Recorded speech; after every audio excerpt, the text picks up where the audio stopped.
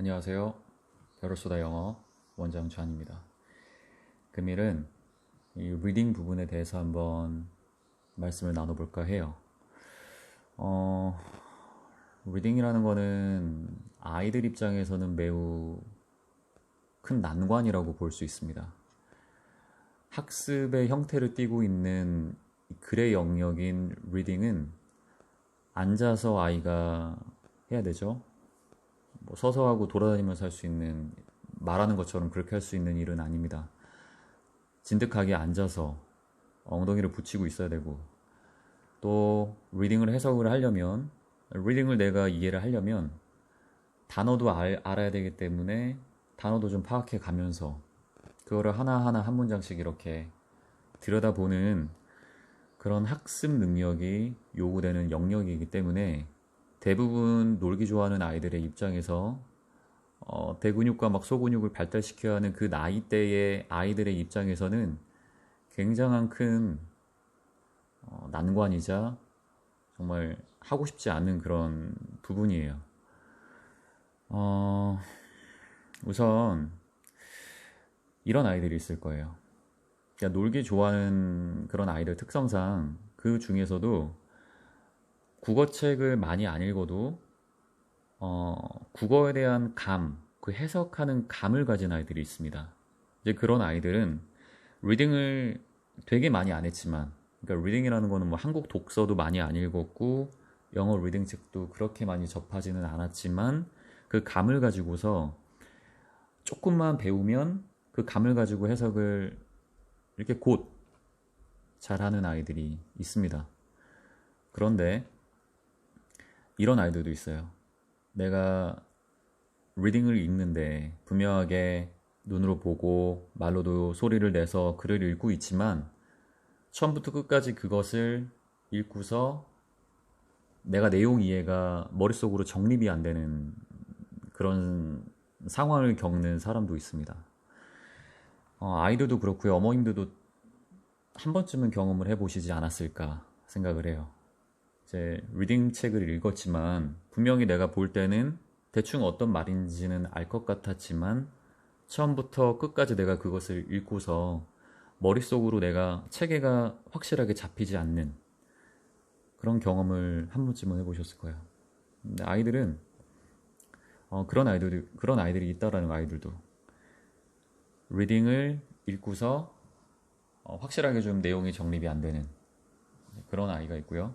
두 번째는 해석을 하지만, 그러니까 리딩을 읽고서 이제 해석은 분명히 하고 있지만 단어도 다 아는 거니까 해석을 하고 있지만 자신이 이해할 수 있도록 해석을 하지는 못하는 아이들도 있습니다.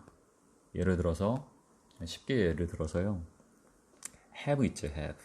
가지고 있다라는 그 have를 가지고 있다 뭐로만 배웠다고 쳐보죠.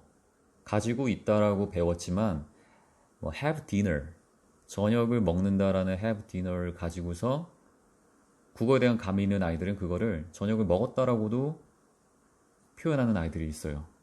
그리고 그거를 한 번 몰랐다고 해도요, 한 번 알려주면 그 다음에 비슷한 상황이 올 때도 여러 가지 뜻으로 변형을 시켜서 자기가 해석을 하는 아이들이 있습니다.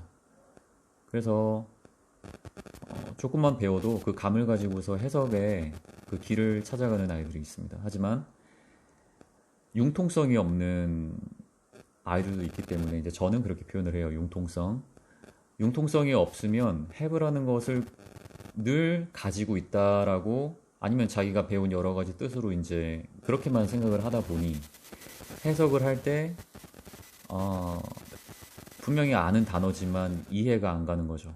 자기 스스로 그 문장을 좀 말이 되게끔 문장으로 말로 못 바꾸는 그런 케이스인 아이들은 리딩을 어머님들께서 좀 봐주셔야 돼요.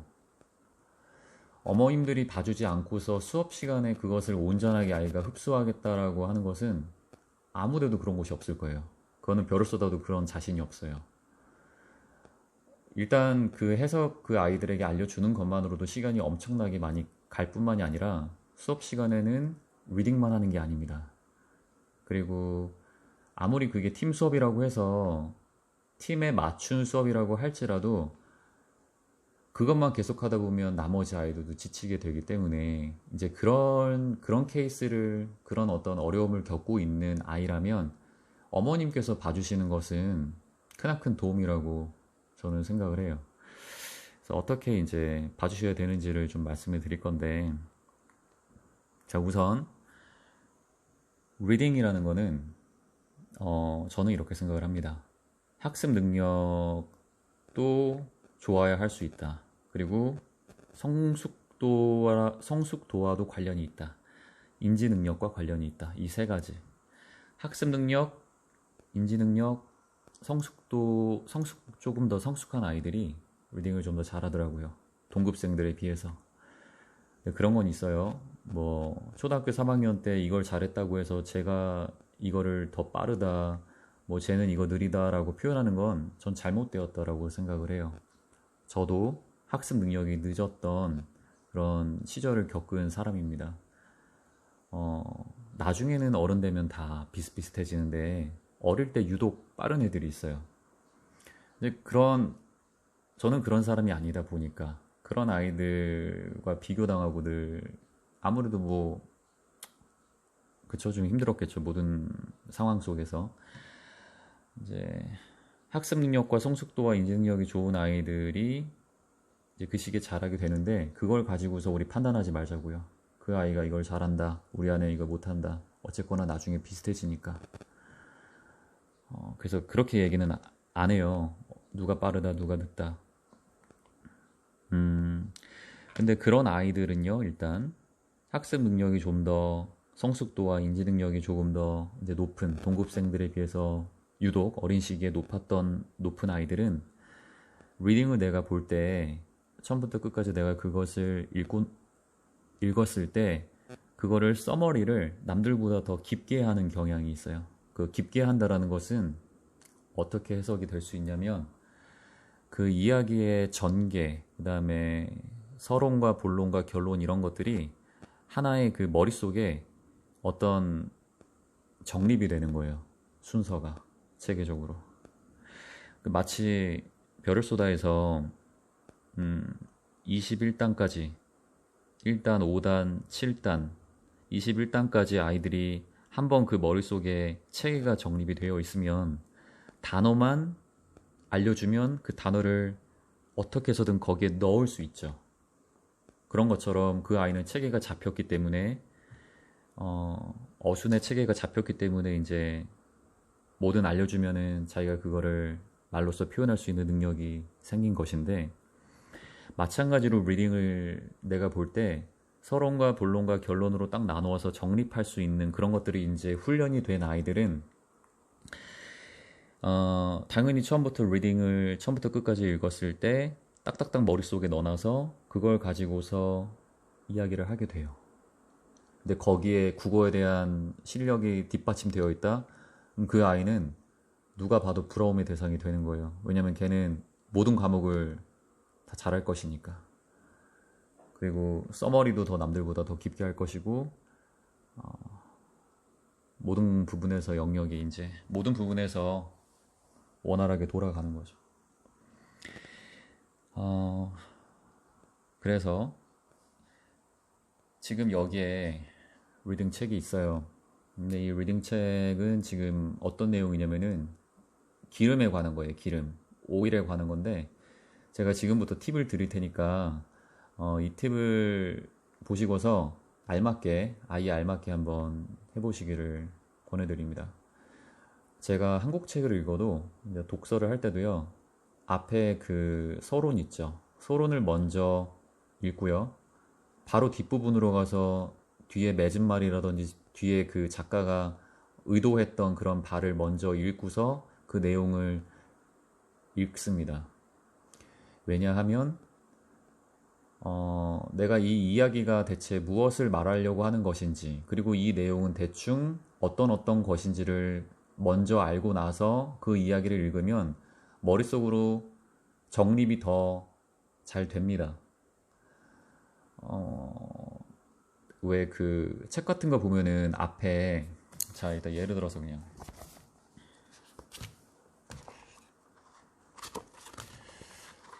자, 제가 지금 읽고 있는 이 책에 이 그 책 앞에 이런 거 있죠. 이거 뭐라고 그러죠, 이거? 서문. 이제 뭐 1부, 2부, 3부 나눠 놓은 거인데 저는 이런 것보다 더 중요한 거는 그 이 작가가 초반에 적어놨던 거, 그다음에 뒷부분에 그 어떤 의도했던 그 내용들을 먼저 읽고 나서 이 내용을 읽습니다. 방금 보여드렸던 내용을 더 중요하게 생각한다기보다 그것과 좀 비슷한 맥락이라고 볼 수 있는데요. 처음에 첫 페이지를 먼저 읽어요. 아이들을 도와주실 때 첫 페이지를 먼저 읽어요. 그러면은 지금 오일은 되게 중요한 자원이고 우리는 에너지에 사용하고 뭐 자동차에 뭐 가스를 만들기 위해 사용하고 빌딩에 뭐 열을 데필 때 사용한다. 뭐 이런 어떤 내용이에요. 근데 이 내용이 이 책의 내용은 아닙니다. 이 책의 내용은 뒤편을 보셔야 돼요.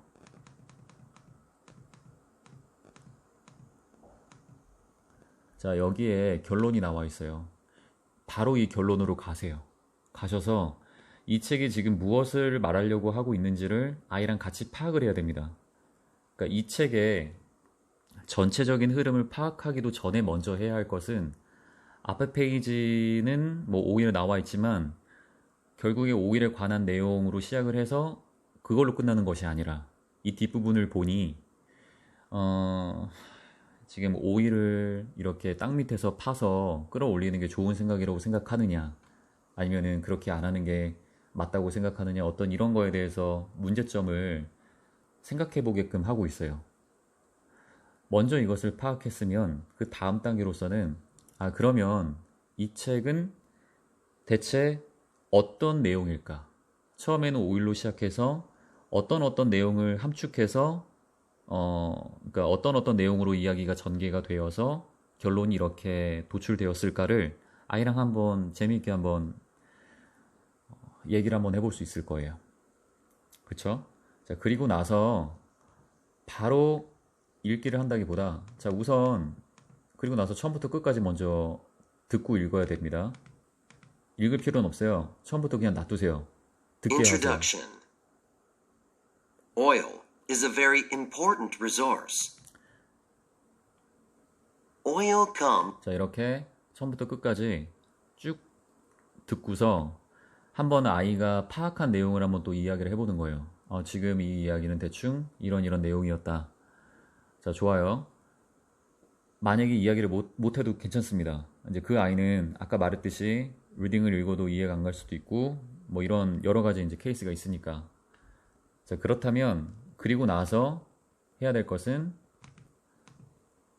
중간에 이런 소제목들이 있어요. How we get oil. 두 번째, 어디서 우리가 오일을 얻는가. 그 다음에 물 밑에서 이렇게 파서 이렇게 오일을 하는 거에 대한 문제점들. 자, 이렇게 모든 게 다 이제 소제목 Other 분류를 sources of oil. 기름 유출의 문제 근원, 다른 문제 근원. What people think of. 사람들이 생각하는 뭐 오일 드릴링, 오일 파는 거. 그렇게 해서 이제 나중에 결론이 나게 되는데 아까 말했듯이 이 아이가 책을 처음부터 끝까지 전체적인 맥락을 먼저 파악하는 게 첫 번째고요. 처음부터 자, 다시 처음부터 끝까지 이제 맥락을 아이가 파악을 했다면 각 소제목마다 각 그 챕터마다 중간중간 그런 드릴링의 위험성, 기름 유출의 문제 관련 이런 거에 대해서 내용을 파악을 해보는 거예요. 그래서 아이가 이야기라는 거니까 이런 정보나 시사에 관련된 이런 것들이 하나의 어떤 체계를 가지고서 구성되어 있다는 거를 머릿속에 계속 훈련을 해야 돼요. 그래서 드릴링의 위험성에 대해서 아이가 이야기도 할 수 있어야 되고 기름 유출의 문제 근원, 다른 문제 근원에 대해서 아이가 거기에서 말하려고 했던 것은 무엇이었는지 사람들이 생각하는 오일 드릴링에 대한 어떤 것은 무엇이었는지를 어머니가 옆에서 도와주셔야죠. 아이 이거 혼자 못해요. 혼자 못하기 때문에 어머니가 옆에서 같이 서포트를 좀 해주시면서 각 챕터마다 그거를 아이가 파악을 할 수 있어야 합니다. 만약 그런 과정을 거치지 않고서 그냥 처음부터 시간이 없다고 해서 첫 페이지부터 계속 해석해 나가는 방향으로 하잖아요. 어머님은 왠지 그 아이가 해석이 될 것 같지만 그렇게 해서 전체적으로 머릿속으로 그림이 그려지지는 않습니다. 세부적인 것도 잘 안 남고 전체적인 것들이 먼저 좀 체계가 잡히고 정립이 되어야만 세부적인 것들도 더 깊게 들어오는 법이에요. 그래서 뭐 쉽게 지금 여기에 사람들이 생각하는 오일 드릴링에 대해서 나와 있어요. 그럼 사람들은 어떻게 생각하는지 한번 알아보자 해놓고서 한 문장씩 해석을 해 나가는 거예요. 아, 사람들은 이렇게 생각하는구나. 아, 그 사람들은 또 어떤 사람들은 이렇게 반대를 하는구나.